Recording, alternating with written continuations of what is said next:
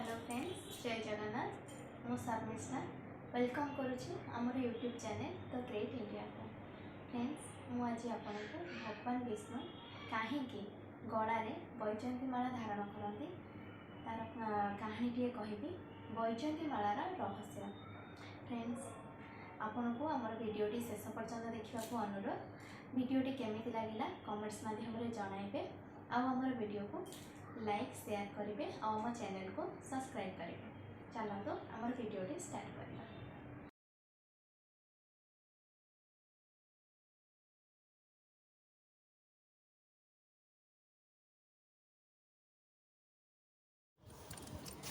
बेणु नाम एक राजा थिले। तांकर कौनसी संतान संतति होउनथिला। से भगवान को पाखरे अध्याय पढ़ुथिले। दिने भगवान स्वप्न रे कहले, बेणु आसंता काली तुमे मंदिर को जीव। मंदिर रे जहाँ पाइब से ही तुम संतान, से ही तुमर ना जस तुम कूल को उज्जवल कर। हठात राजा बेणुकर निद भांगीगला। से भाविले कौन सतरे भगवान तांकर डाक शुणी, सतरे कौन ये स्वप्न पूरण हेब। राजा ता परदिन सकाळु सकाळु मंदिर को बाहरी गले। मंदिर दर्शन सारी फेरिबा बेलू देखिले मंदिर पाहाचरे गोटे कुनी झीटी सतरे गोड़ हाथ छाटी खेलुची। राजा कुनी झीटी को देखि आश्चर्य हो गले। झीटी को संगे संगे कोल को उठाई धरिले एवं बहुत दिन पर एते खुशी पाई से खुशी म्रियमाण हो पड़ुथिले। भगवान तांकर डाक शुणी दान स्वरूप ये झीटी को देइछन्ते। से भगवान को अशेष अशेष धन्यवाद देले एवं झीटी को धरी से राजप्रसाद को फेरिले। राणी हाथ में झीटी को दे राजा कहले, निय राणी, यह प्रभुंकर आशीर्वाद। झीटी को पाई राणी मध्य खुशी हो गले। तांकर खुशीर सीमा रहिला नहीं। राजा एवं राणी उभय मिसी झीटीर 21 पूजा कराइले। धूमधाम रे 21 पूजा कराइले एवं झीटीर नाँ देले वैजयंती। दिन को दिन झीटी बढ़िबा को लागिला। झीटी 4-5 वर्षर हो जाए। दिने राजा एक मेला को जाइथांती। सेठारे राजा एक सुंदर श्रीकृष्णकर मूर्तिटीए काठर मूर्तिटीए देखिले। से तांको झील पाई यही मूर्तिटी को नवापाई स्थिर कले। से मूर्तिटी को आनी वैजयंती को हाथ में दे कहले, मारे ये कंढेईटी को रखिथेबु। सेतेबेले तो वैजयंतीकर बयस खूब कम। से भगवान बोली कौन जानी न थांती। से जेतेबेले तांको कहले जे ताको पाखरे रखिथेबु, से तोर यही तोर विपद आपदरे साहा हेबो, से तोते साहाय्य करिबो। वैजयंती भगवानकर काठर मूर्तिटी को देखि बहुत खुशी हो गले। तो 4-5 वर्षर होइथांती तांको मुंडरे पशिला जे यही ताको सबु विपद आपदरे साहाय्य करिवे। से सबुबेले कंढेईटी को तांको पाखरे रखिबाको लागिले। शोइबाको गले पाखरे गोटे छोटिए छुआ को शुआइबा भली कंढेईटी को शुआई देवे। माँ जेमिति तार छुआ को शुआई दिए गीत गाइकी सेहीपरि से शुआई देवे।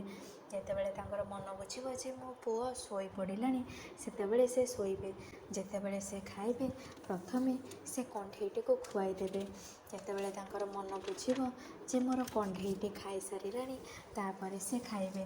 प्रथमे से निजे स्नान करने पूर्व आग कंढेईटी को स्नान कराइबे। ताको सुंदर सुंदर पोशाक सजाई देवे। आस्ते आस्ते वैजयंतीकर बयस बढ़िबारे लागिला। किंतु तांकर से भगवान को प्रति तांकर भल पाइबा टिके भी कमिला नहीं। तांकर विवाह बयस हैला। दिने राजा तांको पाखको डाकिले, कहले, मारे तोर तो विवाह बयस उपनीत हेलानी। मु तोर एबे विवाह करने को चाहूँगी। मु तो पाई एक स्वयंवर सभाटीए कर देउछि। जी तोते ठीक लागिबो तू ताको स्वामी रूपे वरण करिबो। स्वयंवर सभारे लक्षे राजपुओ आसी उपस्थित होइथांती। वैजयंती हाथ में गोटे फूलमाଳ धरिले एवं स्वयंवर सभा को गले। किंतु काखरे से कृष्णकर काठ मूर्तिटी को काखेई थांती। राजकुमार माने यह देखि भाविले, वैजयंतीकर कौन मानसिक विकृति अच्छी। से पर्यंत पिलाड़ियामी छाड़ी ना, कंढेई खेल छाड़ी ना, किंतु वैजयंती एते सुंदर जे समस्तकर लोभ भी थाए विवाह करने को। वैजयंती कंढेईटी को धरी सभा मध्य को गले एवं गोटे मुंडरे कंढेईटी को धोईदेले एवं हाथ में फूलमाଳ धरी ठिया होई कहले जे सबु राजकुमार को मोर प्रणाम। किंतु ମୋତେ ଯିଏ ବିବାହ କରିବ ମୋର ଗୋଟିଏ ସର୍ତ୍ତ ଅଛି ଯେ ଏହି କାଠ କଣ୍ଢେଇଟିକୁ ଚଲେଇ ଦେଇପାରିବ ମୁଁ ତାଙ୍କୁ ସ୍ୱାମୀ ରୂପେ ବରଣ କରିବି, କିନ୍ତୁ ବିନା ସ୍ପର୍ଶରେ। ଏହି ସର୍ତ୍ତ ଶୁଣି ସବୁ ରାଜକୁମାରମାନେ ଆଶ୍ଚର୍ଯ୍ୟ ହୋଇଗଲେ। ଏହା କିପରି ସମ୍ଭବ? କେବଳ କଥା କହି କିପରି କଣ୍ଢେଇଟିକୁ ଚଲେଇ ହେବ? ସବୁ ରାଜକୁମାରମାନେ ଚେଷ୍ଟା କଲେ କଥା କହି ଚଲେଇବାକୁ, କିନ୍ତୁ କେହି ଏଥିରେ ଉତ୍ତୀର୍ଣ୍ଣ ହୋଇପାରିଲେ ନାହିଁ। ଜଣ ଜଣ କରି ସବୁ ରାଜକୁମାର ପଛଘୁଞ୍ଚା ଦେଲେ। ତାପରେ ରାଜକୁମାରୀ ଯେଉଁ ମାଳଟିକୁ ଧରିଥିଲେ ସେଇ ମାଳଟିକୁ କାଠ କଣ୍ଢେଇ ଗଳାରେ ପିନ୍ଧେଇ ଦେଲେ। ଏହା ରାଜକୁମାରମାନଙ୍କ ପାଇଁ ବହୁ ଅପମାନ ହେଲା। ସେମାନେ ରାଜା ବେଣୁଙ୍କୁ କହିଲେ, ଏହା କ'ଣ ଏଇ ଅପମାନ ଦେବା ପାଇଁ ଆପଣ ଆମକୁ ଏଇ ସ୍ୱୟଂବର ସଭାକୁ ଡାକିଥିଲେ? ରାଜା ଏହା ଶୁଣି ରାଜକୁମାରୀ ବୈଜୟନ୍ତୀକୁ ପାଖକୁ ଡାକିଲେ ଏବଂ କହିଲେ, ରାଜପୁତ୍ରମାନେ କେମିତି ଅପମାନ କରୁଛନ୍ତି ଦେଖେ, ତୋତେ କ'ଣ ଏହା ଭଲ ଲାଗୁଛି? କିନ୍ତୁ ବୈଜୟନ୍ତୀ କହିଲେ, ବାପା ତୁମେ ବ୍ୟସ୍ତ ହୁଅନି, ଦେଖିବ କେହି ନା କେହି ଜଣେ ଆସିବେ ଯେ ଏହି କାଠ କଣ୍ଢେଇଟିକୁ ଚଲେଇ ପାରିବେ। ସମସ୍ତେ ଏହା ଶୁଣି ଆଶ୍ଚର୍ଯ୍ୟ ହୋଇଗଲେ। ସମସ୍ତେ ଅପେକ୍ଷା କରି ରହିଲେ, କହିଲେ ଦେଖିବା କିଏ କାଠ କଣ୍ଢେଇଟିକୁ ଚଲେଇ ଦେଇ ପାରୁଛି। ସମସ୍ତେ ଭାବୁଛନ୍ତି କିଏ କାଠ କଣ୍ଢେଇଟିକୁ ଚଲେଇ ପାରିବ। ସେହି ସମୟରେ ଦୂରରୁ ଏକ ଡାକ ଶୁଭିଲା, ଅପେକ୍ଷା କର, ଅପେକ୍ଷା କର, ସେ କାଠ କଣ୍ଢେଇଟି ନିଶ୍ଚୟ ଚାଲିବ। ସମସ୍ତେ ଆଶ୍ଚର୍ଯ୍ୟ ହୋଇଗଲେ, ଏହା କିଏ କହିଲେ? ସମସ୍ତେ ଚାହିଁଲେ, ଦେଖିଲେ ଦୂରରୁ ଏକ ବୁଢ଼ା ଲୋକଟି ଆସୁଛି। ବୁଢ଼ା ଲୋକଟି 90 ବର୍ଷର ପାଖାପାଖି ହୋଇଯାଇଛନ୍ତି। ବୃଦ୍ଧ ଲୋକଟି ପୁରା ରୁଗ୍ଣ ବି ଦେଖାଯାଉଥାନ୍ତି। ଆଖି ପଶିଯାଇଛି, ଆଖିରେ ଲେଞ୍ଜରା ଲାଗିଛି, ମୁଣ୍ଡରେ ଚୁଟି ନାହିଁ, ପିଞ୍ଜରା ହାଡ଼ ଗଣି ହୋଇଯାଉଛି, ପାଟିରେ ଗୋଟିଏ ବି ଦାନ୍ତ ନାହିଁ, ଗୋଟିଏ ଛିଣ୍ଡା ଗାମୁଛାଟିଏ ପିନ୍ଧିଛନ୍ତି, ହାତରେ ଗୋଟିଏ ବଙ୍କୁଲି ବାଡ଼ିଟିଏ ଧରିଛନ୍ତି। ବୃଦ୍ଧ ଲୋକଟି ନଇଁ ନଇଁ ଆସି ପହଞ୍ଚିଗଲେ ଏବଂ କହିଲେ, କ'ଣ ହେଇଛି? କାଠ କଣ୍ଢେଇଟି ଚାଲୁନି? ସେ ଚାଲିବ। ସମସ୍ତେ ଆଶ୍ଚର୍ଯ୍ୟ ହୋଇଗଲେ ଏବଂ କହିଲେ, କ'ଣ ତମେ ଚଲେଇ ପାରିବ? ବୃଦ୍ଧ ଲୋକଟି କହିଲେ, ନା, ମୁଁ ବା ଚଲେଇବାକୁ କିଏ? ସେ କଣ୍ଢେଇଟି ନିଜ ଇଚ୍ଛା ହେଲେ ଚାଲିବେ, ନହେଲେ ନାହିଁ। ଯେ ଏ ସଂସାରକୁ ଚଲାଉଛନ୍ତି ତାଙ୍କୁ ବା କିଏ ଚଲେଇ ପାରିବ? ରାଜକୁମାରୀଙ୍କର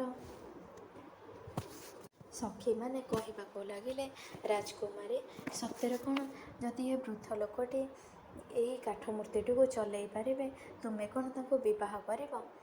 ରାଜକୁମାରୀ କହିଲେ, ମୋ ଭାଗ୍ୟରେ ଯାହା ଥିବ ସେଇଆ ହିଁ ହେବ। ରାଜା ତାଙ୍କର ପରିଚୟ ପଚାରିଲେ ବୃଦ୍ଧ ଲୋକଟିର। ବୃଦ୍ଧ ଲୋକଟି କହିଲେ, ସେ ହେଉଛନ୍ତି ଜଣେ ବ୍ରାହ୍ମଣ, ତାଙ୍କର ନାମ କୌସ୍ତୁଭ।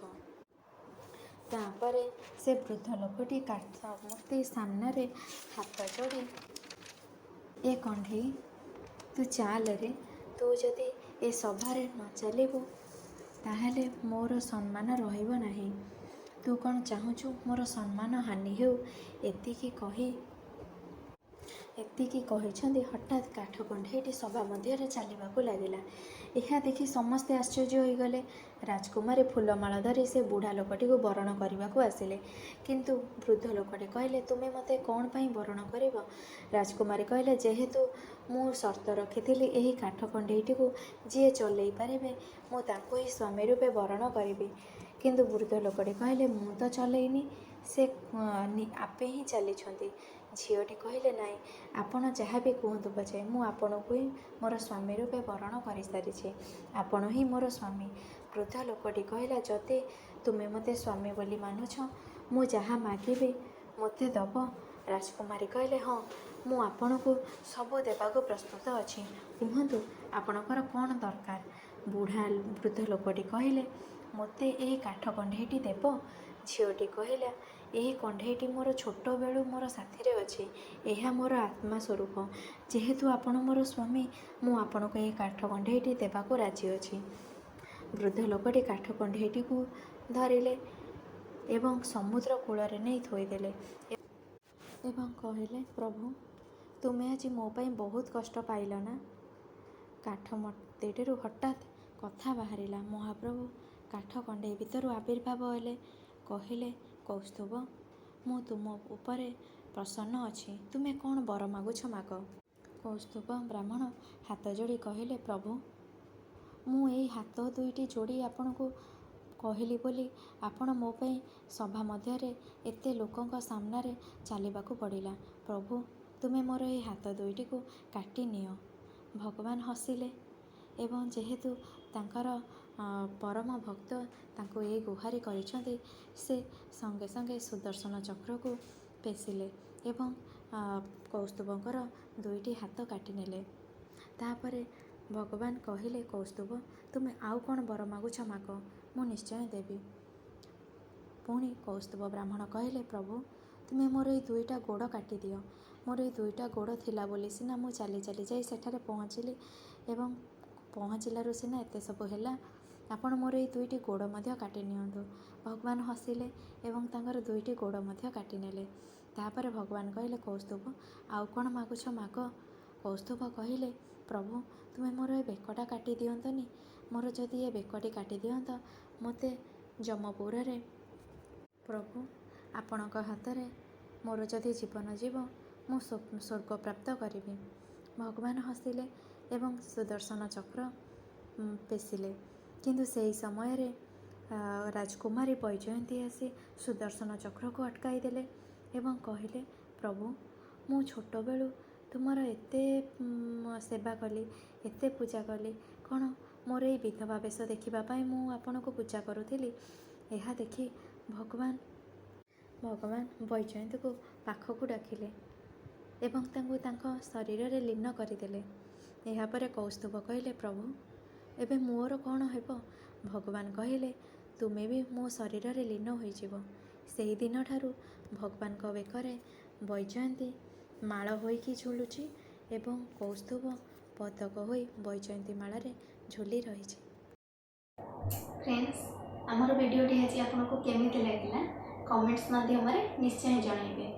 आमर वीडियो को लाइक शेयर करेंगे, आमर चैनल को सब्सक्राइब करेंगे। रही जय जगन्नाथ।